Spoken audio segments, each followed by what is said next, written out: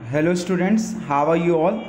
आज मैं आपको क्लास 8 से lesson 15 Ahilya Bai a great Indian queen समझाने वाला हूँ। अहिल्या बाई, जैसा कि आप जानते हैं, बहुत ही फेमस महिला थी। India is a land of many great man and women. India जो है वो बहुत ही ग्रेट मैन और वुमेन की एक धरती है, जहाँ पर बहुत सारे महान व्यक्ति ने जन्म लिया है। Their work and great deeds are remember. Work मतलब काम, डीड्स हैं जो वो काम करते हैं, उनके काम याद रखे जाते हैं कई सौ सालों तक। ऐसे ही एक ग्रेट फिगर है हिस्ट्री का, वो है Ahilya Bai Holkar. She was born in 1725 a small village name Chondi in Beed district, Maharashtra. उनका जन्म 1725 में एक छोटे से गांव चौंडी, जो कि बीड डिस्ट्रिक्ट में महाराष्ट्र में, वहाँ हुआ था। Her father Mankaji Shinde was a Patel of the village. वो विलेज के पटेल थे, मतलब जमींदार को पहले पटेल कहा जाता था। और जो उनकी मदर थी सुशीला, वो बहुत ही रिलीजियस वुमेन थी, धार्मिक प्रवृत्ति की महिला थी। At that time girls did not go to school. उस समय की बात है जब लड़कियां स्कूल नहीं जाया करती थी। Ahilya Bai's father taught her to read and write at home. तो पहला क्वेश्चन भी बनता है आपका इससे कि अहिल्या बाई को किसने पढ़ाया था, उन्होंने अपनी शिक्षा कहाँ से प्राप्त की थी। उन्होंने अपनी शिक्षा अपने फादर से प्राप्त की थी। घर पे ही उन्होंने लिखना पढ़ना सिखाया था। Ahilya Bai's entrance on the stage of the history was something of an accident. मतलब आज वो इतिहास के पन्नों में है, वो एक एक्सीडेंट है कि वो कैसे इतिहास के पन्नों में आई। लेजेंड के हिसाब से मल्हार राव होलकर, जो कि किंग ऑफ मालवा टेरिटरी थे, मालवा इंदौर क्षेत्र, इंदौर के आजू बाजू का क्षेत्र मालवा क्षेत्र कहा जाता है। तो उस क्षेत्र के जो मल्हार राव होलकर थे, वो एक बार चौंडी गांव में रुके थे। वो पुणे जा रहे थे और बीच में चौंडी गांव पड़ा, तो वहाँ पर वो रुके थे और वहाँ पर उन्होंने अहिल्या बाई को देखा था। उस समय अहिल्या बाई की उम्र थी 8 ईयर्स, केवल 8 साल की। At the temple service in the village, मतलब वो मंदिर में कुछ सेवा कर रही थी। Recognizing her pity and her character, मतलब वहाँ पर मल्हार राव होलकर जी ने जब अहिल्या बाई जी को देखा, उनकी दयापूर्ण भक्ति को देखा, उनके चरित्र को देखा, तो बाद में उन्होंने सोचा कि वो अपने सन खांडे राव से उनकी शादी करेंगे। और वहाँ से वो उन्हें कहाँ ले आए, होलकर टेरिटरी ले आए और अपने लड़के से उनकी शादी करवा दी। दुर्भाग्यपूर्ण यानी unfortunately Ahilya Bai's husband was killed in the battle in 1754। Ahilya Bai ji के हस्बैंड की डेथ 1754 में हो गई और उस समय अहिल्या बाई केवल 29 ईयर्स की थी। लेकिन जो मल्हार राव थे, he did not lose the heart after his son's death, मतलब उन्होंने अपना दिल नहीं हारा, वो कमज़ोर नहीं पड़े अपने सन की डेथ से, बल्कि उन्होंने अपनी डॉटर इन लॉ यानी बहू यानी अहिल्या बाई को अपने सन से कम न समझा। सो ही ट्रेंड हर बोथ एडमिनिस्ट्रेटिव, मतलब प्रशासनिक की प्रशासन कैसे किया जाता है, और मिलिट्री यानी डिफेंस, मिलिट्री अफेयर्स, सब चीज़ें अहिल्या बाई को सिखाई।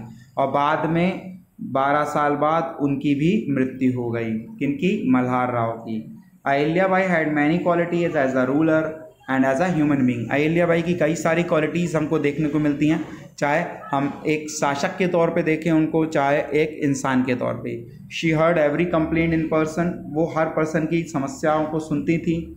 She cared for the poor in her state, जो भी गरीब थी उनके वो केयर करती थी, देखभाल करती थी। और उसी समय वो काफ़ी स्ट्रिक्ट भी थी। वो किसी भी तरह का मिसयूज़ मनी का, जो उनकी स्टेट की मनी है उसका मिसयूज़ वो नहीं करती थी, और ना ही उनके होते हुए कोई उसका मिसयूज़ कर सकता था। अगर उनके ऑफिसर्स किसी व्यक्ति को धोखा देते, डिसीव करते या हरास यानी परेशान करते, तो वो उन्हें भी बहुत पनिशमेंट करती थी, पनिश देती थी। Ahilya Bai was very brave and strong minded queen. Ahilya Bai बहुत ही ब्रेव और स्ट्रॉन्ग माइंडेड क्वीन थी। Her own son died within 1 year of Malhar Rao's death. उनका जो सन हुआ था उसकी भी डेथ हो गई थी मल्हार राव के 1 साल बाद, मतलब उनके ससुर जी के 1 साल बाद उनके सन की भी डेथ हो गई थी। उस समय उनका एक मिनिस्टर था जिसका नाम था गंगाधर। अब गंगाधर ने अहिल्या बाई को देखा कि उसका हस्बैंड चला गया, उसके फादर इन लॉ चले गए, उसका सन चला गया, और अब उसका बच्चा भी चला गया। सो ही बिकेम ग्रीडी, तो वो कैसा हो गया, ग्रीडी यानी लालची हो गया। And told her that women could not rule a state properly, और उसने उसको बोला कि जो वुमेन रहती है, जो एक औरत रहती है, वो स्टेट को प्रॉपरली रन नहीं कर सकती, इसलिए उन्हें क्या करना चाहिए, she should adopt a son who would be a ruler of the Malwa, उन्हें एक सन को अडॉप्ट कर लेना चाहिए, गोद ले लेना चाहिए, जिससे कि आगे चल के वो मालवा का किंग बन जाए। अब इसके पीछे उसका जो रियल प्लान था गंगाधर का, वो ये था कि अहिल्याबाई को वो साइड कर दे और वो खुद राजा बन जाए and enjoy the money and the power himself, अपने से उसको पावर मिल जाए पूरा। But Ahilyabai is more than the match for him, लेकिन अहिल्याबाई उससे कहीं ज़्यादा दिमागदार थी। उन्होंने उसको क्लियरली बोल दिया, ये क्वेश्चन भी आपका कि अहिल्याबाई ने गंगाधर से क्या बोला, तो उन्होंने उनको क्लियरली बोला कि I did not require your advice, मेरे को आपकी एडवाइस नहीं चाहिए। I can look the state after very well, मैं इस स्टेट को खुद अच्छे से इसकी देखभाल कर सकती हूँ। गंगाधर वॉज डिसअपॉइंटेड, डिसअपॉइंटेड यानी दुखी, गंगाधर बहुत डिसअपॉइंटेड हो गया और वो कहाँ गया, रघोबा दादा के पास गया। और रघोबा दादा को उसने क्या बोला, to fight against the Ahilyabai, की रघोबा दादा आप क्या कहे, अहिल्याबाई से फाइट करें, क्योंकि Raghoba Dada had won many battle and hence needed money. Raghoba Dada जो थे वो काफ़ी लड़ाइयाँ जीत चुके थे और अब उन्हें मनी की भी ज़रूरत थी। सो उन्होंने क्या किया, मार्च मतलब वो चल पड़े आगे इंदौर की तरफ अहिल्याबाई से लड़ने।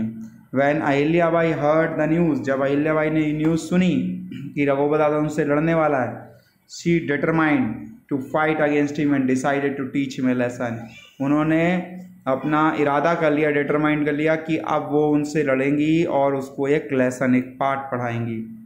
उन्होंने एक मैसेज भेज दिया रघोबा दादा को कि as soon as he dare to cross the river Shipra, जब रिवर शिप्रा को क्रॉस करेंगे, so he would have to fight her army, तो उसको मेरी आर्मी से फाइट करनी पड़ेगी, ऐसा उसे मैसेज भेज दो।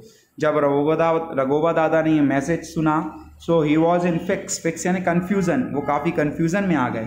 क्यों, क्योंकि उनको ये लगा, कभी तो उन्होंने एक्चुअली में इमेजिन नहीं किया था कि एक वुमेन उनसे लड़ने के लिए तैयार रहेगी। बाद में उनको लगा कि अगर शी वुड सरेंडर विदाउट, मतलब उनको पहले लगा कि वो सरेंडर कर देंगी लड़े बगैर, बाद में लेकिन वो सोचने लगे, इफ़ ही वॉज अफ्रेड, डर गए कि अगर वो बैटल हार जाते हैं एक औरत से तो सारा उनका नाम खराब हो जाएगा और जो उनका आज फेमस है एक योद्धा की तरह, वो सब खत्म हो जाएगा। और दूसरी तरफ अगर वो जीत भी गए तो कोई उनकी तारीफ नहीं करेगा, क्योंकि वुमेन से वो जीत रहे हैं। तो लास्ट में उन्होंने जो फाइटिंग का आइडिया था वो छोड़ दिया और वापस चले गए। Ahilyabai Holkar was a ruler of Indore, Ahilyabai Holkar Indore की रूलर थी और आजू एडजॉइनिंग रीजन मतलब आजू बाजू के एरिया की। कब से कब तक, 1767 से 1795 तक। वो कहाँ से रूल करती थी, वो अहिल्याबाई फोर्ट, उनका एक किला था महेश्वर में, वहाँ से रूल करती थी, जो कि नर्मदा नदी के किनारे बसा हुआ था।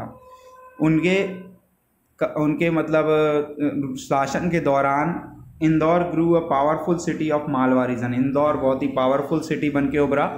उन्होंने कई सारे टेम्पल्स को बिल्ड किया, बनाया, रिनोवेट भी किया, रिनोवेट यानी मरम्मत कराई उसकी।